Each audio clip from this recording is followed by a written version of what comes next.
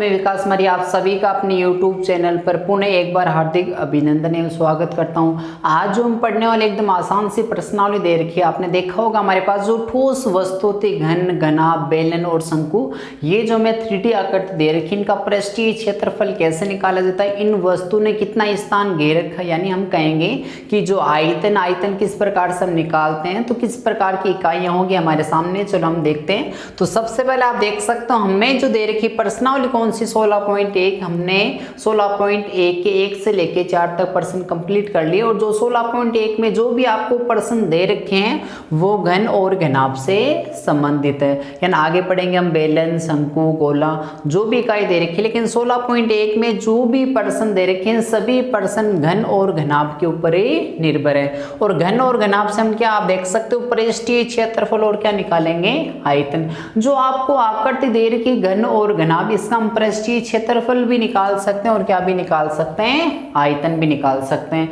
तो आप देख सकते हो 1 से लेके हमने 4 तक प्रश्न कंप्लीट कर लिए। आज जो प्रश्न संख्या कौन सी है, 5, इसको सरल करते एकदम आसान सा प्रश्न दे रखा। आप किस प्रकार से प्रश्न को सरल करोगे, आप देख सकते हो प्रश्न हमारे सामने ये बोले एक बगैर ढक्कन। बगैर ढक्कन होने का मतलब जिसके ऊपर का ढक्कन आपको नहीं दे रखा, इसने कहा बगैर ढक्कन का एक बक्सा है। आपका सिर्फ बक्सा दे रखा, आपने देखा होगा बक्सा कैसा होता है, घनाभ के आकार का होता है। और घनाभ की कितने पृष्ठ होते हैं, तो आप देख सकते हो 6 पृष्ठ होते हैं, 1 2 3 4, एक ऊपर का भाग, एक कहाँ का भाग, नीचे का भाग। ये जो आपको बक्सा दे रखे घनाभ के आकार का, और घनाभ की कितने पृष्ठ होते हैं, तो आप देखते हो 4 तो दीवार हो जाएगी, एक ऊपर का भाग, एक नीचे का भाग, हमें टोटल पृष्ठ मिलते हैं 6। लेकिन इसने क्या बताया है, बगैर ढक्कन। जो बक्सा आपको दे रखा है वो बगैर ढक्कन होने का मतलब है ऊपर का ढक्कन ही था। हमारे पास कितने पृष्ठ बचेंगे, 5 पृष्ठ। बगैर ढक्कन का एक ही बक्सा 3 सेमी मोटी लकड़ी का बना हुआ है। ये जो हमें बक्सा दे रखा वो एक लकड़ी का बना, उस लकड़ी की मोटाई कितनी है, 3 सेंटीमीटर। तो ये जो मैंने लाइन खींच रखी है रेड कलर, आप देख सकते हो ये जो ब्लैक सी लाइन है, इसकी जो मोटाई है, ये बक्से की मोटाई कितनी दे रखी है, यहाँ से मोटाई आप देखोगे ना तो आपको मोटाई यहां से मिलेगी 3 सेंटीमीटर। इसने कहा बक्से की मोटाई जो है 3 सेमी मोटा है। ये जो बक्से में लगी जो लकड़ी है, लकड़ी की मोटाई कितनी दे रखी है, 3 सेंटीमीटर। उसके बाद ये बोल रहे हैं इसकी बाहर की लंबाई, इसकी बाहर की लंबाई, ये जो बक्सा दे रखा बक्से की बाहर की लंबाई आपको दे रखी है 146 सेंटीमीटर। और बाहर की लंबाई होने का मतलब आप देख सकते हो, मैं ऐसे कहूँ यहाँ से लेके यहाँ तक आपको जो बाहर की लंबाई दे रखी है वो कितने दे रखी है, 146, वो भी किस में दे रखी है, सेंटीमीटर में। चलो ये तो बाहर की लंबाई होगी। इसने कहा बक्से के बाहर की लंबाई 146 सेंटीमीटर है और बाहर की चौड़ाई, इसकी जो चौड़ाई दे रखी है आप देख सकते हो चौड़ाई, ये जो बक्से की चौड़ाई है वो भी कहाँ की, बाहर की, वो कितनी दे रखी है, 116 सेंटीमीटर। ये बाहर की मैंने क्या लिख दी, चौड़ाई लिख दी। उसके बाद इसने कहा इसकी जो ऊंचाई है वो भी कहाँ की ऊंचाई दे रखी, बाहर की ऊंचाई दे रखी। और ऊंचाई जो आप देखोगे यहाँ से लेके यहाँ तक जो ऊंचाई इसकी दे रखी वो कितनी दे रखी है आपको, बाहर की ऊंचाई 83 सेंटीमीटर। हो गया इतना काम, यानी अंदर की आपको कुछ नहीं दे रखा, बाहर की लंबाई दे रखी, चौड़ाई दे रखी और ऊंचाई दे रखी है। अब आगे ये बोल रहा है इसके अंदर की ओर पेंट करवाना है आपको। ये जो बक्सा दे रखा बगैर ढक्कन के, इसके अंदर की ओर हमें क्या करवाना है, पेंट करवाना है। तो ये बोल रहा है इसके अंदर की ओर पेंट करवाने का वे ज्ञात कीजिए, खर्च ज्ञात कीजिए। ये जो बगैर ढक्कन का बक्सा इसके अंदर की ओर हम यदि पेंट करवाते हैं तो हमें टोटल कितने रुपए देने होंगे पेंट करने के लिए, हमें ये बताना है। और इसने ये बता दिया पेंट करने की जो दर है, पेंट करने पे कितने रुपए खर्च होंगे और कितने हमें स्क्वायर वर्ग पे देने। जिसने कहा पेंट की दर जो है 2 रुपए होती है, वो भी किस पे होती है, प्रति 1000 वर्ग सेमी। प्रति 1000 वर्ग सेमी पे हमें कितने रुपए देने हैं, 2 रुपए। तो आप देख सकते हो इसने कहा कि अंदर की ओर पेंट करवाना है, तो आप देखोगे अंदर की ओर पेंट कराना तो हमें अंदर का क्या चाहिए, संपूर्ण पृष्ठीय क्षेत्रफल चाहिए, क्योंकि पेंट भी कहाँ करवाएंगे, अंदर करवाएंगे। और हमें ये भी पता होना चाहिए जो बक्सा दे रखा है इसके अंदर की ओर हम पेंट करवाना चाह रहे हैं तो इसका अंदर का पृष्ठीय क्षेत्रफल कितना दे रखा है। इसने क्या बताया आपको, इसने कहा कि इसके बाहर की जो लंबाई है ना आपके पास, बाहर की लंबाई कितनी है, चलो यहाँ से मैं बात करूं तो बाहर इस बगैर ढक्कन यानी ऊपर ढक्कन नहीं है, बगैर ढक्कन के बक्से की बाहर की लंबाई तो हमें दे दी, इसने कहा 146 है। हमें बाहर की नीचे हमें कहाँ की चाहिए, अंदर, यहां से लेके यहां तक आपको अंदर अंदर की देखो, इस साइड देखेंगे तो अंदर में क्या होगा, बाहर वाली तो पूरी दे रखी है, हमें तो कहाँ की चाहिए, अंदर की चाहिए। तो हम अंदर आने के लिए क्या करेंगे, एक तो ये मोटाई कम कर देंगे 3 सेंटीमीटर और 3 सेंटीमीटर ये मोटाई कम कर देंगे। तो आप ये देख सकते हो 146 तो पूरी लंबाई दे रखी है, 146 में से हम क्या कम कर देंगे, एक तो ये 3 साइड, ये 3 सेंटीमीटर दे रखी है, ये 3 सेंटीमीटर कम कर दिया और इस साइड से भी कितना कम कर देंगे, 3। तो अंदर अंदर की जो लंबाई बचेगी वो कितनी बचेगी, 140 सेंटीमीटर। क्योंकि हमें बाहर की लंबाई दे रखी तो हम क्या करेंगे, इस साइड से भी 3 सेंटीमीटर लंबाई में से कम कर देंगे, लंबाई इतनी से नहीं, ये 3 सेंटीमीटर लंबाई यहाँ से कम कर देंगे और 3 सेंटीमीटर यहाँ से, तो हमारे पास अंदर अंदर की कितनी बचेगी, 3 और 3 6, तो 140 सेंटीमीटर। उसके बाद इसने कहा आपकी जो चौड़ाई है, चौड़ाई भी बाहर की दे रखी वो कितनी, 116 सेंटीमीटर। हमें कहाँ की चाहिए, अंदर की। तो हम क्या करेंगे, 116 में से ये देखो चौड़ाई इतनी है, इसमें से ये चौड़ाई कम कर देंगे 3 सेंटीमीटर, 3 ये, क्योंकि हमें कहाँ की चाहिए, अंदर की। तो 6 यहाँ से भी कम कर देंगे तो हमारे पास कितने बचेंगे, 110 सेंटीमीटर। ये हमारी क्या हो जाएगी, चौड़ाई। चौड़ाई जो हमें दे दी वो कितनी, 110 सेंटीमीटर। और जो ऊंचाई होगी, ऊंचाई आप देख सकते हो, ऊंचाई कैसे निकालेंगे, क्योंकि ऊंचाई जो है उसमें आप देख, नीचे तो ऊंचाई दे रखी लेकिन ऊपर क्या है, बगैर ढक्कन, यानी उसके ऊपर क्या नहीं लगा हुआ, ढक्कन नहीं लगा हुआ। तो आप देख सकते हो लंबाई की साइड भी पट्टी थी 3 सेंटीमीटर, यहाँ से कम कर दिया 3 यहाँ से, वैसे ही चौड़ाई में ये 3 कम कर देंगे और ये 3 कम कर देंगे। लेकिन जब ऊंचाई निकालेंगे, पूरी ऊंचाई हमें कितनी दे रखी है, 83 सेंटीमीटर दे रखी है।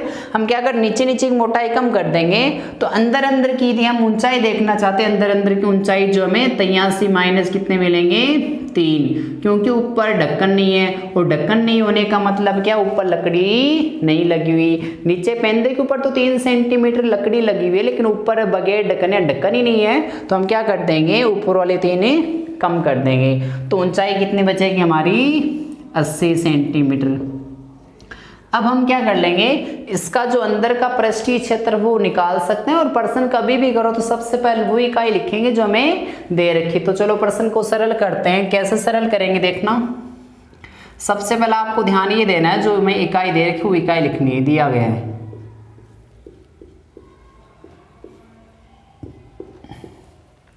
हमें जो दे रखा है, बगैर ढक्कन के बक्से की मोटाई, बगैर ढक्कन का मतलब उसके ऊपर का ढक्कन नहीं, बगैर ढक्कन के बक्से की मोटाई, हमें मोटाई दे रखी है ना, मोटाई कितने दे रखी है, वो है 3 सेंटीमीटर। यहां मैंने लिख दिया मोटाई 3 सेंटीमीटर, हो गई यहां तक। मोटाई जो हमें दे रखी वो है 3 सेंटीमीटर। और क्या दे रखी, इसने कहा एक बगैर ढक्कन, बगैर ढक्कन होने में उसके ऊपर का ढक्कन नहीं का, एक बक्सा 3 सेमी मोटी लकड़ी का बना हुआ है। तो मैंने ये लिख दिया, बगैर ढक्कन के बक्से की मोटाई कितनी है, 3 सेंटीमीटर। उसके बाद एक को बोला आपको शब्द वाइज सब देखने, एकदम आसान सा प्रश्न, आप किस प्रकार से सरल करते हो। इसके बाहर की लंबाई, बाहर की लंबाई दे रखी तो मैं यहाँ लिख रहा हूं बगैर ढक्कन के बक्से के बाहर की लंबाई, तो हम ऐसे सीधा लिख देंगे, बगैर ढक्कन हो गया बाहर की लंबाई। आपको ये बोला बाहर की लंबाई, और लंबाई जो हमें बाहर की दे रखी है वो कितने दे रखी है, बाहर की लंबाई 146 सेंटीमीटर, ये लिख दी। उसके बाद क्या लिख देंगे, चौड़ाई, हमें चौड़ाई भी दे रखी है ना, बाहर की चौड़ाई, बाहर की चौड़ाई। चौड़ाई आप देख सकते हो, चौड़ाई जो आपको दे रखी है लंबाई के जस्ट बाद में क्रम से जो दे रखा आपको वो है चौड़ाई। चौड़ाई कितनी हो जाएगी, 116 सेंटीमीटर। उसके बाद क्या भी दे रखी है, ऊंचाई, तो यहाँ हम लिख देंगे बक्से के बाहर की ऊंचाई, बाहर की ऊंचाई। ये लंबाई चौड़ाई ऊंचाई पहले तो इसने बाहर की दे दी, और बाहर की हमें चौड़ा ऊंचाई कितनी, ऊंचाई जो दे रखी है वो कितने दे रखी है, 83 सेंटीमीटर। ये तो बस हमने वो इकाई लिखी जो प्रश्न में दे रखी है। आपको ये बोला बगैर ढक्कन का एक बक्सा 3 सेमी मोटी लकड़ी का बना हुआ है, तो ये मैंने लिख दिया बगैर ढक्कन के बक्से की मोटाई 3 सेमी। उसके बाद इसने कहा इसके बाहर की लंबाई चौड़ाई ऊंचाई यहाँ तक हमने कर दिया। अब यहाँ से आपको ये बोले इसके अंदर की ओर पेंट करवाना है। हमें अंदर की ओर पेंट करवाने का मतलब क्या है, अंदर का हमें क्या पता करना है, पृष्ठीय क्षेत्रफल। और अंदर का पृष्ठीय क्षेत्रफल निकालने के लिए हमें अंदर की लंबाई चाहिए, अंदर की चौड़ाई चाहिए, अंदर की क्या चाहिए, ऊंचाई। तो ये देखो बगैर ढक्कन के किसकी,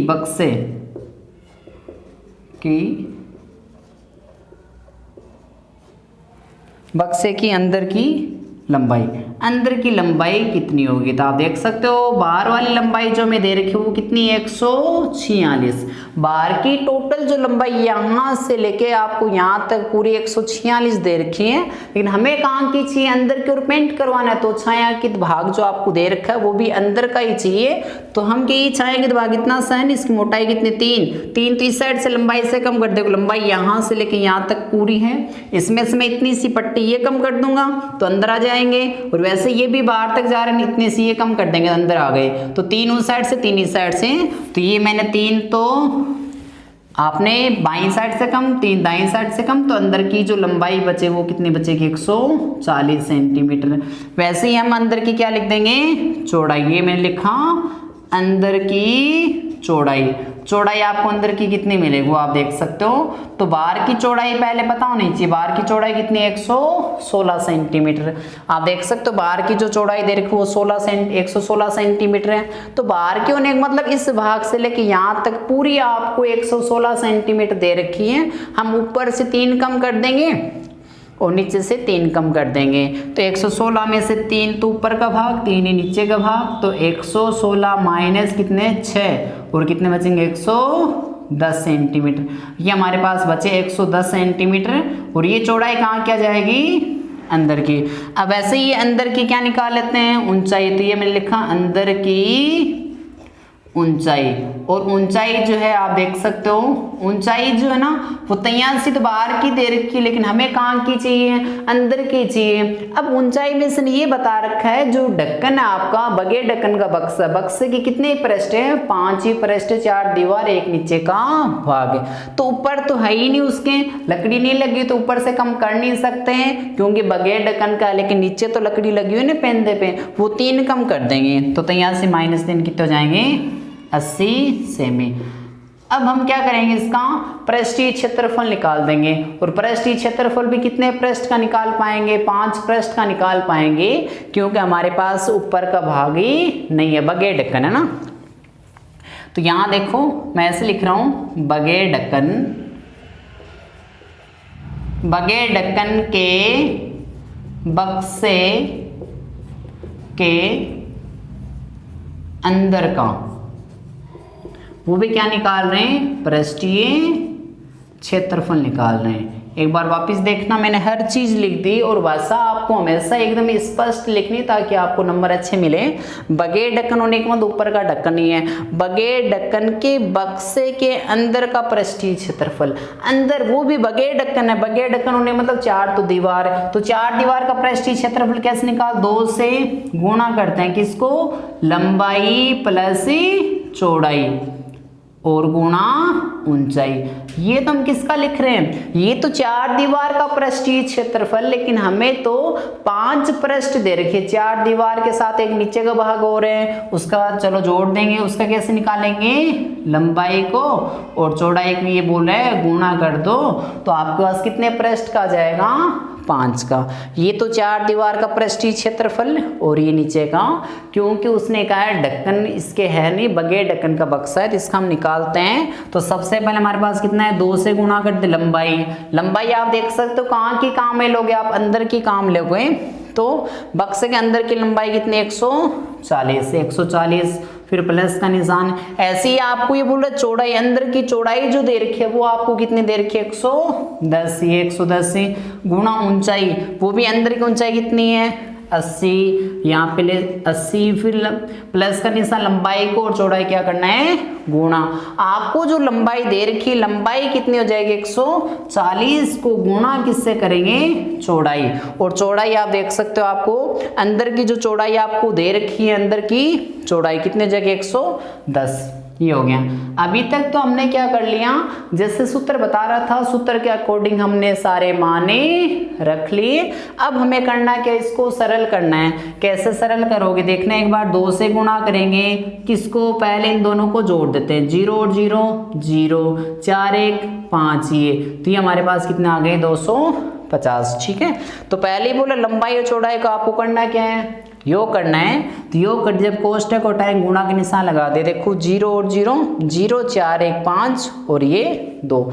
अब इसको गुणा किससे कर देंगे, 80 से, फिर वापस से ऐसे ही बोला है, इन दोनों का आपको क्या करना है, गुणा करना है। तो मैं गुणा कर लेता हूँ 14 को, ये तो हमारे पास हो जाएंगे 154 और 0 कितनी लगा देंगे, 2 0 लगा दिए।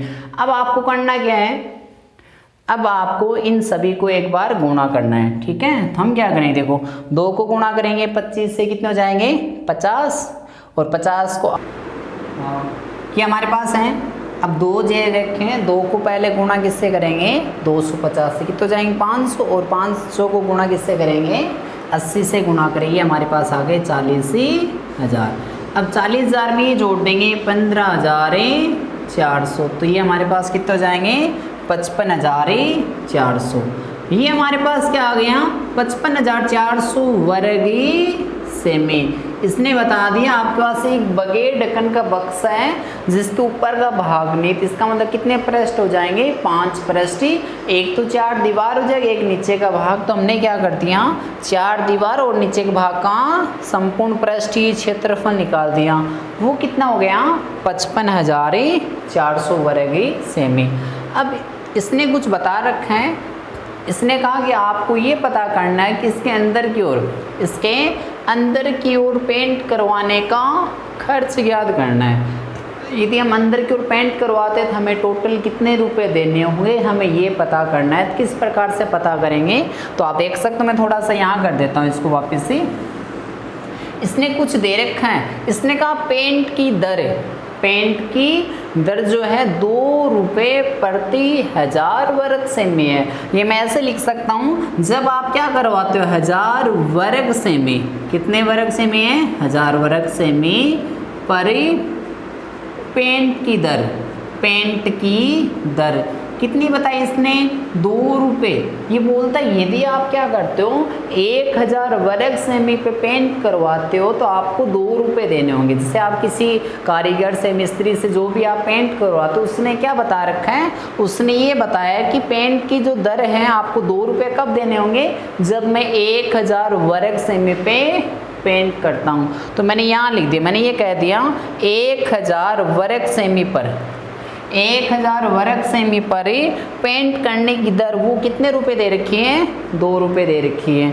वो तो 1000 वर्ग सेमी पर पेंट करने की दर है, हम कितने क्या पता कर लेते हैं, 1 का। तो 1 वर्ग सेमी पर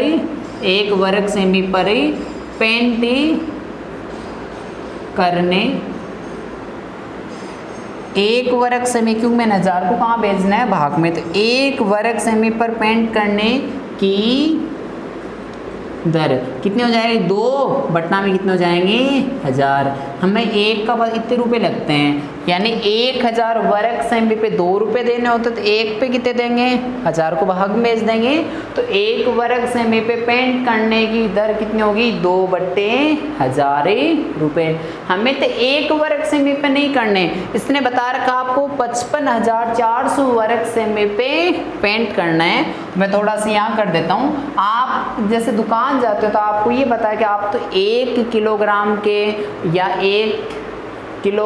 या 1 लीटर के उसके भाव पूछते हो ना। तो वैसे ही बोल रहा है कि 1 के मैं इतने रुपये लेता हूँ, 1 के 2/1000 रुपये लेता हूँ। हमें 1 का पता ज़्यादा का निकालने के हम क्या करते हैं, गुणा करते हैं। इसने कहा कि अंदर का जो संपूर्ण पृष्ठीय क्षेत्र वो कितना है, 55,400 है, ठीक है, 55,400 है। और ये बोला 55,400 वर्ग सेमी, हमें 1 का पता है, 55,400 वर्ग सेमी पर पेंट करवाने कितने रुपए वो हमें निकालना है। आप नीचे लिख देना तो जो अंदर का पेंट करवाने का वे, तो 55,400 गुणा किससे करेंगे, 2/1000 से मैं क्या कर सकता हूँ, गुणा कर देंगे। ठीक है, तो आप देख सकते हो पहले डबल कर दो, 2 0 से 2 0 क्या हो जाएंगे, कैंसिल हो जाएंगे। फिर 2 से इसको गुणा करेंगे 8, 5 10 के 0, 11, इसमें भाग इसका देंगे 10 का, यानी आपको कितने रुपए देने होंगे, 110.8 रुपये।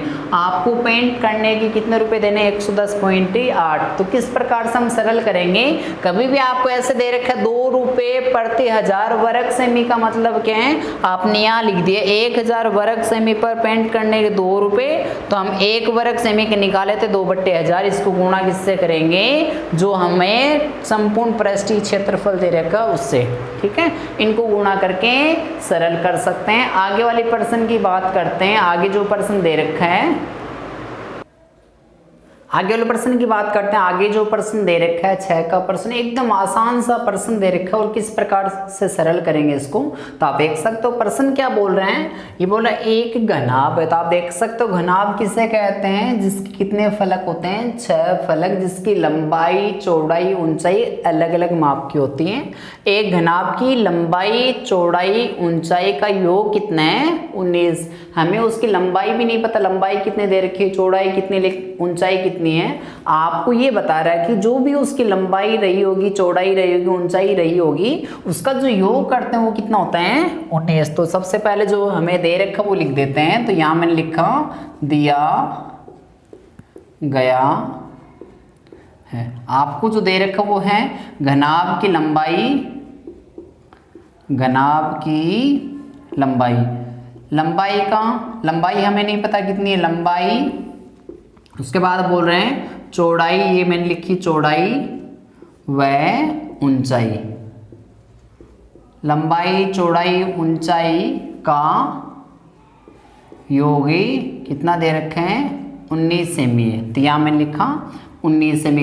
इसने कहा आपके पास एक कोई घनाभ है, ये जैसे हमारे पास एक घनाभ है, घनाभ की यदि लंबाई का चौड़ाई का ऊंचाई का यदि हम योग करते हैं तो लंबाई चौड़ाई ऊंचाई का योगफल हमें कितना प्राप्त होता है, 19।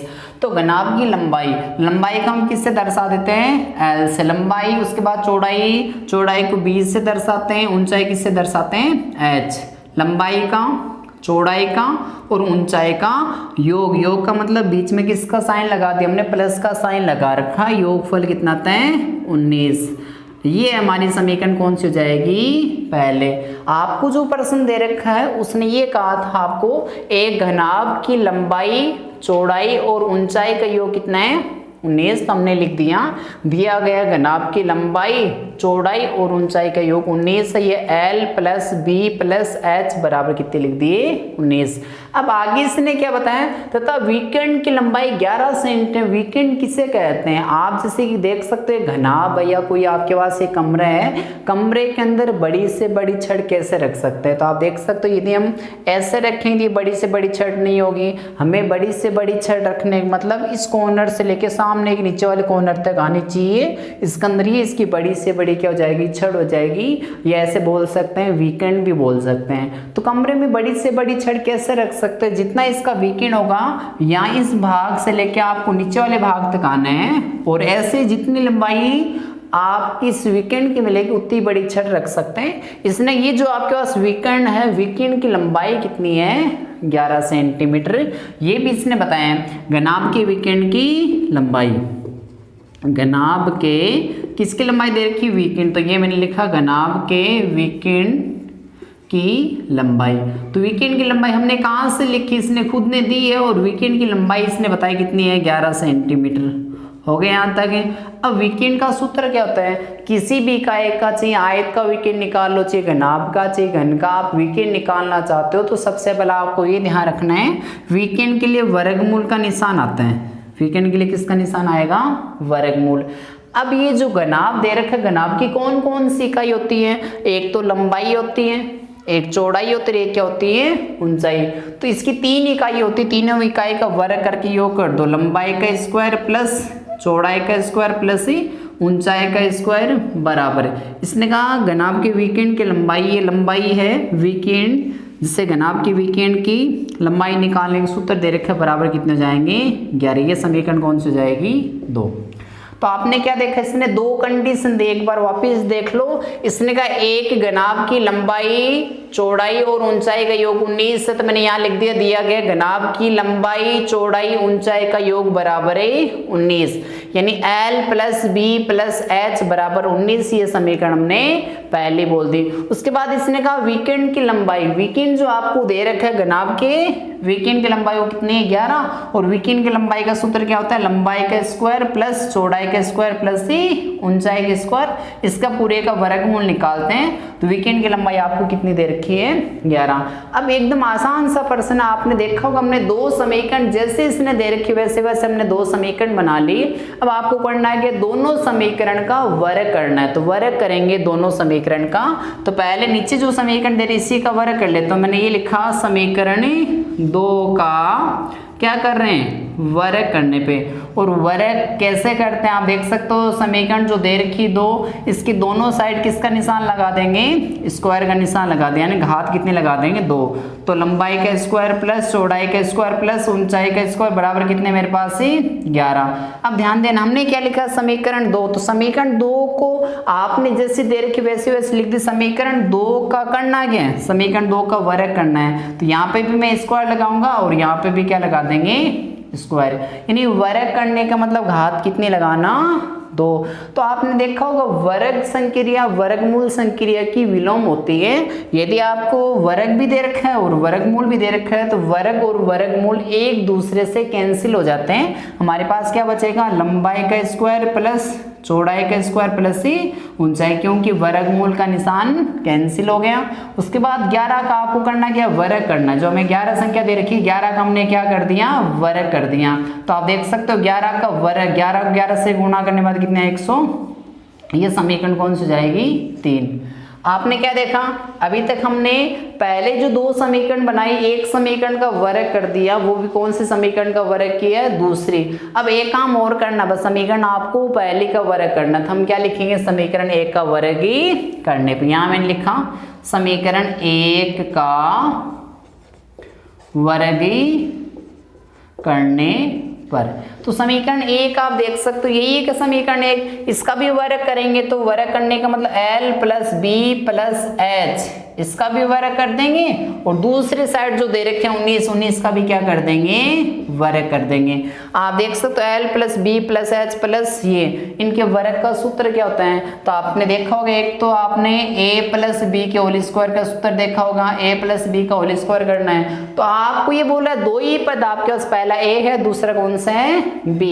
तो a प्लस बी और a प्लस बी को 2 बार लिख के गुणा करने बाद जो आएगा वही आपका क्या कहलाता है इस संक्रिया का मान कहलाता है। तो 2 पद दे रखे हैं दोनों का वर्ग कर देते हैं, a और b दोनों का वर्ग कर दिया, फिर क्या करें डबल करके a और b को गुणा करके लिख दो। ये आपके पास क्या है a प्लस बी के होल स्क्वायर का सूत्र है। लेकिन हमें ये बोल रहा है कि a प्लस बी प्लस सी 3 का वर्ग चाहिए। तो चलो 3 घात आपको ये 3 पद दे रखे हैं a प्लस बी प्लस सी इसका वर्ग करेंगे। तो एकदम आसान सा है, जैसे इसमें 2 ही पद है दोनों का वर्ग कर दे, इसमें 3 है तीनों का वर्ग a का स्क्वायर प्लस b का स्क्वायर प्लस c का। फिर आपने डबल कर दिया, इसमें 2 ही थे अब क्यों भी डबल करेंगे, पहले a और b ले लेंगे, फिर मैं क्या लिखूंगा डबल, फिर किसको लिखेंगे b और c को, फिर लिखेंगे डबल a और c को। ये आपके पास a plus b plus c के होल स्क्वायर का क्या हो जाएगा सूत्र। चलो यहाँ सरल करते हैं। तो a plus b plus c के होल स्क्वायर का सूत्र, तो पहले मैंने लिखा l का स्क्वायर प्लस b का स्क्वायर प्लस h का स्क्वायर। मैंने यही बता दे 3 पद है तीनों का वर्ग कर दो, फिर डबल करते रहो। डबल किसका करेंगे पहले LB फिर डबल कर देंगे BH फिर डबल कर देंगे HL बराबर 19 का वर्ग कितना जाएगा 361। एक बार वापस देख लो, आपको जो दे रखा है L का स्क्वायर प्लस B का स्क्वायर प्लस H का स्क्वायर तीनों का वर्ग, फिर प्लस डबल करेंगे LB डबल करेंगे BH डबल करेंगे HL। ये समीकरण कौन सी जाएगी 4। देखना नीचे जगह नहीं होने का ऊपर कर रहे हैं। आपको जो समीकरण 4 दे रखी एक कौन सी समीकरण आ गई 3। तो देखना मैं ऐसे काम कर रहा हूं, थोड़ा सा यहाँ कर रहे हैं। समीकरण आपको 4 में से माइनस करनी है, समीकरण 4 में से माइनस कर दो समीकरण 3, ये ऐसे काम में ले सकते हो। तो आप देख सकते हो समीकरण जो माइनस कर दो 1 हमारे, आप देख सकते हो ये क्या दे रखा है, एल का स्क्वायर प्लस समीकरण 4 हुए, समीकरण कौन से ले लेंगे 3, समीकरण 4 और 3 से समीकरण जो आपको दे रखी 4 क्या बोल रही है, एल का स्क्वायर प्लस बी का स्क्वायर प्लस एच का स्क्वायर, ये तीनों पद दे रखे हैं। और समीकरण 3 क्या बोल रही है, जहां पे भी आपको एल का स्क्वायर प्लस बी का स्क्वायर प्लस एच का स्क्वायर दिख रहा है, इन तीनों की जगह जहां पे भी आपको एल का स्क्वायर प्लस बी का स्क्वायर एच का स्क्वायर दिख रहा है, उसकी जगह आप कितने लिख सकते हो 121। तो मैं समीकरण 4 में इन तीनों की जगह मैं कितने लिख सकता हूँ 121, फिर प्लस का निशान। आपने देखा होगा समीकरण 3 यही बोल रही है आपको, जहां पे भी आपको लंबाई का स्क्वायर दिख रहा है, चौड़ाई का ऊंचाई का, उसकी जगह आप कितने रख दो 121, फिर प्लस। अब आगे आप देखो क्या इन तीनों पदों में 2 कॉमन है, इसमें भी 2 है, इसमें भी 2, इसमें भी 2 है, तो मैंने 2 को बाहर ले लिया, मेरे पास बचेगा क्या 2 लेने के बाद l गुना b, ये लिखा l गुना b, फिर क्या 2 लेने के बाद b गुना h, ये लिखा b गुना h, फिर यहां से 2 ले लेंगे तो h गुना l। ऐसे आपने क्या देखा, हमारे पास है कितने 361 हो गए, यहां तक है। अब ये जो 121 से बराबर के साइड प्लस के दे रखे हैं, यदि हम क्या करते हैं, कोई भी हमें समीकरण दे रखी है इस साइड प्लस का है, तो बराबर के दूसरी साइड जाके पद किसका हो जाएगा माइनस का। यहाँ पे बचेंगे 2 गुना L B plus B H plus H L बराबर 361 में से माइनस करेंगे 121, उस साइड जाके किसको जाएंगे माइनस के। अब हमारे पास क्या बचे 2 गुना लंबाई गुना चौड़ाई प्लस चौड़ाई गुना ऊंचाई प्लस ऊंचाई गुना लंबाई, और 361 में से 121 माइनस करेंगे, 1 में से गया 0, 6 में से 2 गए 4 और 3 में से 1 गए 2।